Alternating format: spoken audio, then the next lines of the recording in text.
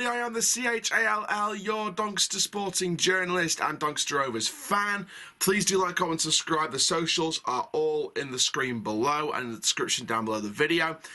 This is your preview for Lincoln City and the Papa John's Trophy tomorrow evening at Sincil Bank. Of course, I will be there, as I'm sure there'll be people also going out there watching as well. Comment down below if you are. But first of all, before we get started, I want to commend every single person involved in the service today, the funeral service for Her Majesty Queen Elizabeth II. Absolutely beautiful service. Made me very proud to be British. And again, our thoughts and prayers go out to the royal family at this very hard time. So, Papa John's Trophy action tomorrow evening. Doncaster Rovers going to Sincil Bank against Lincoln City. Now, of course, we've talked about the history of Lincoln City before, so we've got to go on about the form of Lincoln City going into this game. Now, of course, they've just come off from a massive 6-3 win over Bristol Rovers in League One. And, of course, in their first Papa John's Trophy match, they beat 10-man Barnsley by 3-0. Now, my thoughts on Lincoln, interesting. I think they're 8th at the minute in League One, and I believe they're also top of the group in Papa John's as well. For me personally, this could be a very interesting game. Obviously, we went to Sincil Bank in the league last time. We beat them with that penalty from Dan Gardner. Redeem! If you remember that part from the vlog. Yeah, me personally, I think Lincoln could be a very interesting opponent. I think that they do have some wonderful players. What team am I expecting from Lincoln? I'm expecting some of the fringe players to play. I'm expecting some of the second stringers, some of the youth players like Sean Rowan. Obviously, Charlie Kendall won't play this time because he's on loan at Sutton United right now. But Sean Rowan is still at Lincoln City, so I'm expecting him to probably play in that game tomorrow night. As well as some of the other fringe players that aren't really getting much starting action in the League One team. I'm expecting them to play as well. It'd be interesting to see who else does start. I mean, Lincoln fans, comment down below who you're predicting to be involved in the game tomorrow night.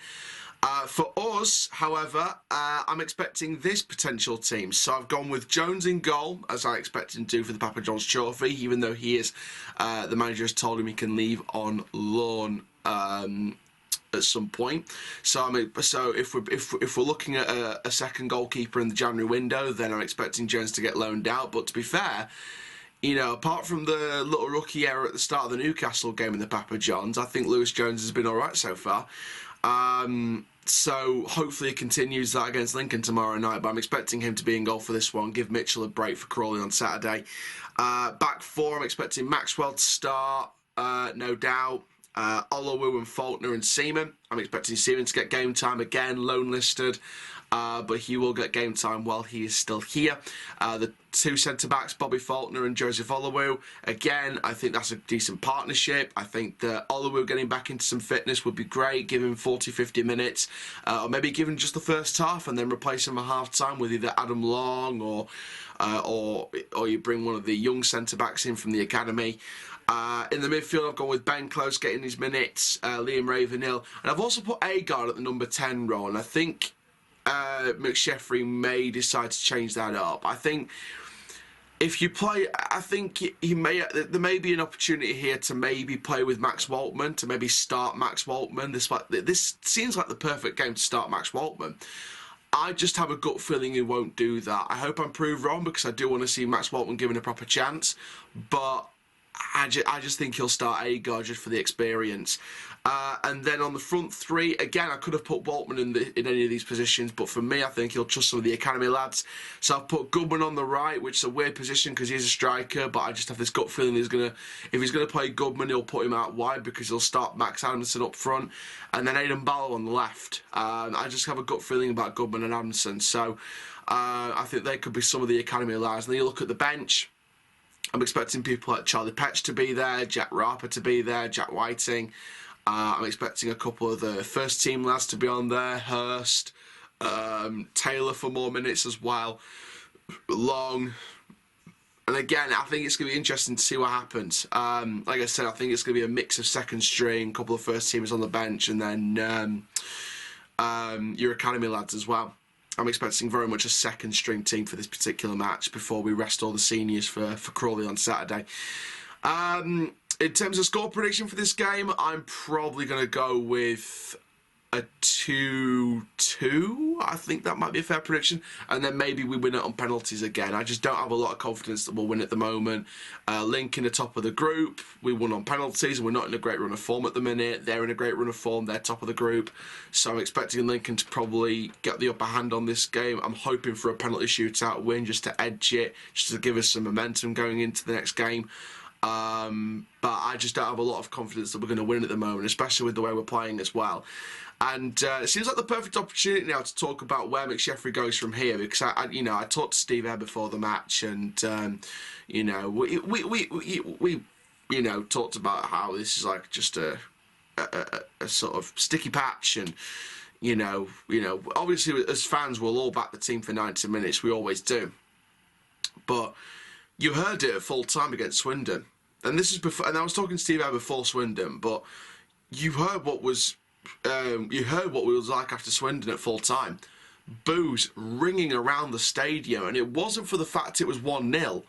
It was the manner of the defeat. It was the manner of the defeat against Swindon, against Barrow, and against Mansfield. The next 3 games determines how thin the thread is that McSheffrey's hanging on to. Crawley, Rochdale, Hartlepool.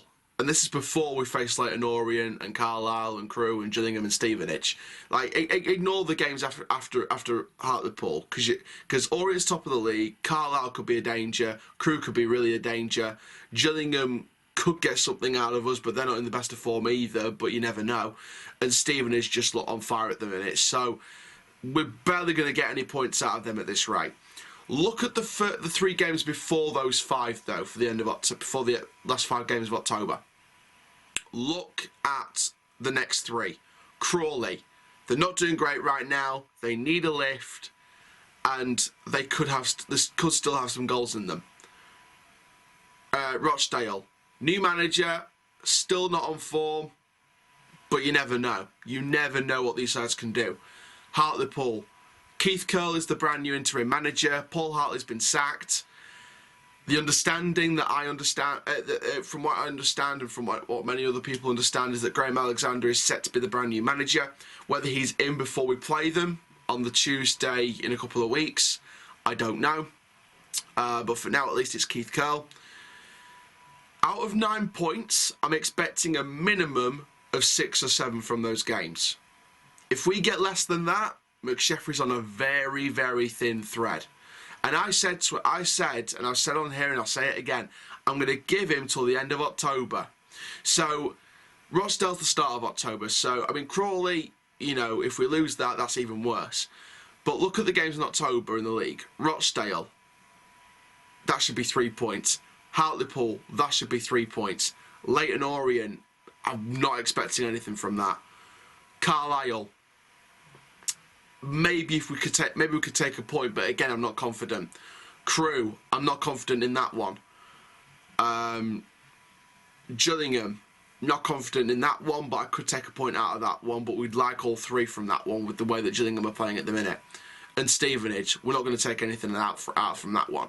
So realistically, Crawley, Rochdale, Hartlepool, and then we're going to Gillingham to probably guess as to where we're going to take the next points from at this current stage. That is relegation form, and right now in League 2 that's not what we need. So let's see what we do over the next 3 games in the league. If it's below 6 or 7 points out of 9, we start worrying about a lot more, and the manner of the defeats will make it worse as well. And then we go to the next 5.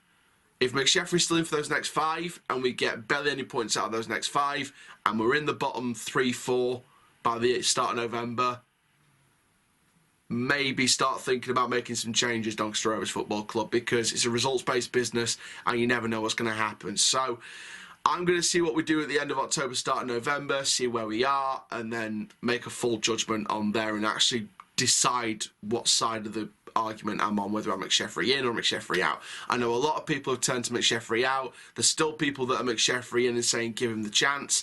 I'm more the McSheffrey inside because I want to see what happens over these next 3 games minimum. like I said, if we get below 6 out of 9 points, I'm going to be swerving right to the outside, because these next 3 league games are winnable and should be winnable for me. But we'll see what happens in the Papa John's, then we'll go from there. So obviously we've got battles in the Papa John's Trophy in a few weeks as well. So again, those should be 2 nice escape route games, shall we say? Chance to put some fitness back in the players, and a chance for McSheffrey to experiment and try something different they could take into the league. So there we go, guys. Thank you very, very much for watching this video. Make sure you do like, comment, subscribe. And for now, I am the CHALL, your Doncaster Rovers fan and YouTube sporting journalist. All the socials are below on the screen and the description down below, and that is full time. Riverside Die. I'll see you at Sincil Bank tomorrow.